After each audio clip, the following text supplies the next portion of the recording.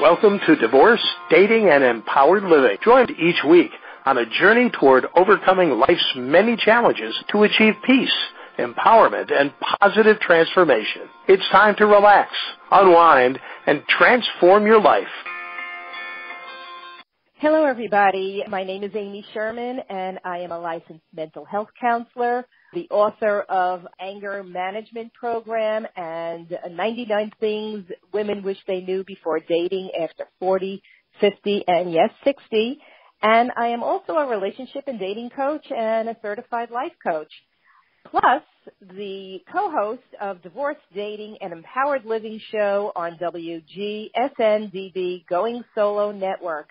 Welcome, everybody. We have a great show today. Today we're going to talk about anger management. And the topic is your anger getting you in trouble? So we're going to discuss all the facets of what anger management is all about and whether or not you have a problem that is causing you some difficulties in your relationships or even, at work, at home, your personal or professional life. So let's get started. First of all, what is anger? If you happen to be going through a divorce or are separating or splitting in a relationship that you're in or having family difficulties, that is just difficult for anybody. And some of the most painful experiences you're going to go through will, of course, get you to be angry and possibly even lose control.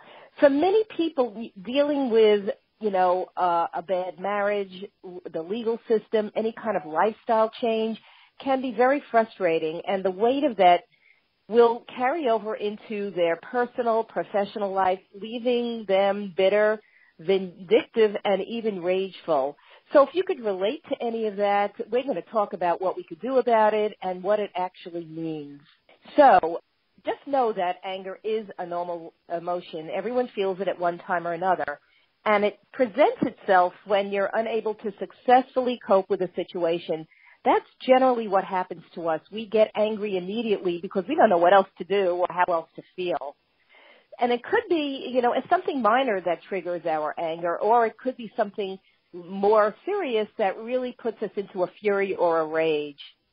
Now, experts say that the average person gets angry at least once a day and is annoyed and irritated about 3 times a day, and we could all relate to that when we're staying in line in a supermarket or online for gas. But some people take anger to a much more serious degree.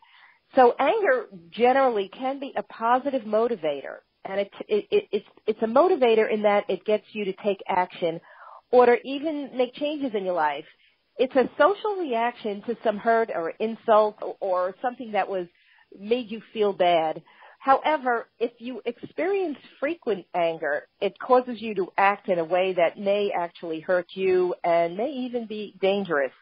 And we're going to talk about what those symptoms or signs are so you could relate to it. The amount of time that a person experiences anger varies. And some people just rarely get angry, and those people. They let things just fly over them. Nothing bothers them. And then there are others, and maybe it's you, who are constantly irritated. And if you're the type of person who could brush off annoying, irritating, or disturbing circumstances and walk away from the situation, then you're able to cope with your anger really well. You can redirect yourself and keep the situation basically from escalating. However, it's those other people, again, and it could be you or someone that have a difficult time recognizing what's happening and will often react impulsively, ignoring the consequences of their behavior. And these are the people that we call hot-headed and quick-tempered. So it's a complicated emotion, and especially if there are other people involved. So we want to understand that if we could shift our attention away from the painful feeling and identifying really what emotion are we feeling, you will get a better grasp of how to handle a situation that is difficult. So basically what I'm saying is getting angry often hides a disturbing circumstance or situation like a divorce, like a death in the family, a relationship problem, job loss, fears, or even helplessness. I mean, that's the general we will just be angry without even realizing that it's not even how we're feeling. We just don't know how to express those feelings. So keep in mind that if you are denying your feelings, which may be actually distress, inadequacy, insecurity, shame, suspicion, or dread. These are other feelings aside from anger. If we are not able to identify those and instead we just say that I am angry, you're missing out on ways to deal with those true circumstances and how to overcome the frustration and also, enable yourself to live a more fulfilling life once you identify that and understand that. So what I'd like to, let me just read you a quote from Buddha. Holding on to anger is like grasping a hot coal with the intent of throwing it at someone else. You are the one who gets burned. And that's so important because you may not realize that, your anger is not only affecting the other person, but it's really affecting you. Because how can you live a healthy, happy, fulfilled, satisfied life if you are consistently angry, unable to cope with everyday minutia that causes, other people just to be disturbed, but you take it seriously and sit on it for a while and let it mull over in your mind so that you can't let it go. So here's a question I want to ask you. How do you know you have an anger management problem? And if you have an anger management problem, is it your anger getting you in trouble? So let's see, what are those signs and signals that you may be having some difficulty with your anger and managing your anger in a healthy way? So here's the first one. Do you lose your temper easily and quickly? So do small things set you off, like getting stuck in traffic, or the kids are running around the house making a lot of noise, you spilled your morning coffee, anything that's like out of the ordinary? Do you have a low tolerance for frustration, meaning that it's difficult for you to take things in stride? And do things like that get you angry? So look at that and kind of check that off as one of the signs that you may relate to. Here's another one. You show inconsistent behavior that is intimidating to others. So is your behavior so unpredictable that one minute you're feeling good and the next you become explosive? And again, when I say explosive, I'm meaning you go from 0 to 60 in a second, where you're okay and then all of a sudden something sets you off. So if your behavior is irrational in that way or unpredictable, that is a sign of an anger management issue. Here's another sign. Friends and family are afraid of you and often tell you to calm down. If you experience that, and I've had several clients who have told me that they have friends, but their friends do tell them that they are afraid to set him off. So if that's you, be aware of that. Here's another one. You've hurt many people closest to you because of your anger, and you've lost a lot of friends, family, and perhaps even your job because of it. So take a little note of whether or not you have lost something important to you in your life because of your anger. If you could, look back and see if that's the reason why your friends are not friendly with you anymore, or your boss said you lost your job. Another sign, you've tried to control your anger, but you can't. So in other words, you're aware of it, you've done things to kind of temper it a little, but yet you still can't get it under control. And many attempts in the past have worked, but then again, you go back to the behavior that you have used before. Another one, you often find yourself explaining or justifying your aggressive behavior to others. So in other words, I threw the cards on the floor because I was just so angry. And if you're explaining why you're doing things because of your anger, you need to look at that. How often are you doing that? Are you throwing things? Are you pushing things? Are you banging things because of your anger? That's a very important sign and a signal for you to know that you have to manage your anger a little better. I'm going to take a little break now, and we'll be right back. This is WGSN-DB Going Solo Network, the Divorce, Dating, and Empowered Living show. We'll be right back. Have you been getting enough lately? You know what I mean. Inspiration. Join us right here on WGSN-DB Going Solo Network, the singles internet talk station, for all your inspiration. Hi, everybody. This is Amy Sherman, and I am a co-host to Divorce, Dating, and Empowered Living on WGSN-DB Going Solo Network. And we today are talking about anger management and if your anger is getting you in trouble. And this is an important topic because many people experience this, and we've been going over some of the signs and symptoms, so to speak, of an anger management problem. So let's see if you can relate to them. Here's another one that is another sign that you may have an anger management problem. Is it difficult for you to express yourself without cursing, swearing, and blaming? In other words, is your communication with others, and I have to chuckle because how many times do you use curse words? Are you offensive and are you vulgar where you can't express yourself without using those kind of words? Are you defensive and feel the problem isn't me, but it's you, and therefore I have to let you know exactly how I feel kind of attitude? So look into that and see if this is something you can relate to. Another sign, anger causes you to become destructive, and I mentioned this before where you push things, you throw things, you bang things. If you frequently break things or become violent towards others, you definitely have an anger management problem.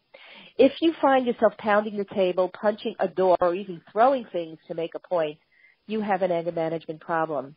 If you have hit, bit, pushed, or forcibly held your spouse because of your rage, you definitely have an anger management problem. So let's look at that and be honest with yourself and not blame the other person for your actions, but rather take responsibility for yourself and what you are doing in response to how somebody is making you feel. Because again, and when we talk about, we're going to talk a little about some of the ways that we can control our anger, but understand that, especially in difficult times if you're going through a divorce, if you're separating, if you're angry at a family member, that a lot of times it gets to you so deeply and you're so hurt by it that the only way to express yourself is by using some violent means, and you want to learn how else you can deal with your anger.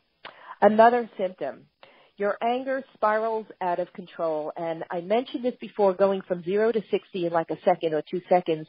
It's when you're feeling it, so to speak, bubble up inside you. You're angry, but then it gets to the point where you just can't control it. That's called rage. And if you get to that degree, you have an anger management problem. Because most people do not get rageful. Most people will experience anger, which again is a normal emotion. There's nothing wrong with that. But it's when it gets to the point where you can't control it and you do things with harmful consequences, that's a problem. Do you have difficulties with authority figures? In other words, you just don't like people telling you what to do and will often get into confrontations. You purposely refuse to complete assignments or follow directions. That's a sign of rebellion. So if at work you are having difficulty with your boss, or if you're having difficulty, if you're a man with a woman telling you what to do, you have a problem with anger, and you need to, again, look into that and understand it. Another sign would be you frequently argue at home. Is it difficult for you to have a conversation without getting angry? You don't like it when others disagree with you, and you feel that perhaps they're putting you down or making you feel stupid. So your ego is lessened. You're feeling they don't understand you. So your first emotion is anger. And remember, there's so many other emotions behind the anger. You want to be able to express how exactly you're feeling. Another sign is that it takes you time to cool off. If you get angry, are you in that anger mode for hours, where you're seething and you're thinking of revenge and you think, how can I get back at this person? Where it's difficult for you to really cool down and cool off. That's definitely a sign. What about your body language? Does it get intense? Do you grit your teeth? Do you make a fist? Is your face turning red? Do you see, tightened jaw, glaring stare? All of that is a sign, again, that it's difficult for you to control your anger and lessen your anger and, so to speak, self-soothe. In other words, de-escalate, make yourself deal with the situation in a better way. I had a client who came to me this week, a young man married for 6 years, and he says, I feel so horrible because this time my anger really went out of control. And he says he threw a ball or something at his wife and hurt her in the back where she has a huge welt. And he is so sorry. He's very remorseful, and he says, I had to come in here to get help because I know that I never want to do that again. When you get to that point and you realize that you have a problem, that's great. That's step one. Step two is learning what you could do to help yourself. So basically what you need are some anger management tools.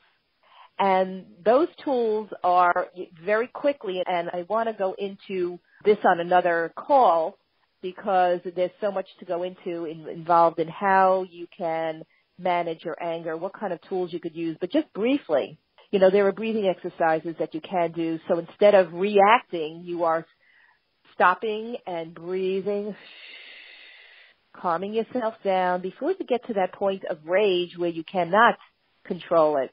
There's redirection, stepping out of the room, listening to music, calling a friend, doing something to redirect yourself from the anger if you can. There's a timeout. You probably do that with your children when they get angry. You give them a timeout so that they can chill a little, and that you could do the same thing for yourself where you're just stepping away for a few minutes. Gaining insights, understanding that I am getting angry now and I need to do something about it. That's something very important. If you could gain insights into how you're feeling, then you could do something about it. Evaluating the consequences. If I get angry, if I throw this ball, what will happen? What are the consequences? You have to put a little thinking into it. Because generally people with anger management difficulties will react as opposed to respond. And if you could stop and think of the consequences, you may not do the behavior that will get you in trouble because, again, that's the topic. Is your anger getting you in trouble? So those are just a few things. Those are just a few tools that I just wanted to pass on to you until I do another call on getting into more in-depth of ways to reduce your anger, to reduce your stress, reduce this emotional feeling so that you can get on with your life and be more satisfied, fulfilled, and be able to get along with people in a healthier way. So I do want to end it by going over some myths about anger management because some people think that if you go into an anger management course, you can no longer be angry and you're no longer who you are, your personality has to change, and it's not true. So let me go over some of the things that people are misguided about when it comes to anger and managing your anger. First of all, as I said earlier, all anger is not bad. I mean, anger, it can be good. It's a motivation. It gets you to change. If I'm getting angry all the time over this, then I need to change what I'm doing about it. How can I make it better for myself? So it kind of warns you that you can do something about a situation if you get overly angry all the time about a certain situation. It's a healthy emotion. We are entitled to feel angry. There's nothing wrong with that. Another myth that you may not understand about anger management is that managing your anger is basically reducing your aggressive behavior, and that's important. We don't want to be aggressive with anybody else or even to ourselves. We don't want to do damage or harm. So with anger management, you're going to learn how to not be aggressive, but perhaps be assertive.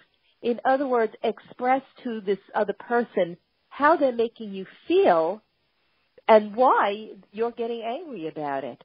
And that's totally different than being aggressive because aggression can be inappropriate. And aggression can lose family and friends and loved ones. And it could also hurt them. So we don't want to do that. Now, another thing is sometimes you learn that redirecting your anger into something else is, venting it somewhere else is healthy. And studies have shown that it's not really a good idea to pound a pillow or even or even scream, quietly, not quietly, but scream alone in your room. It's better to find outlets for your anger that are healthier than doing those kind of aggressive outlets.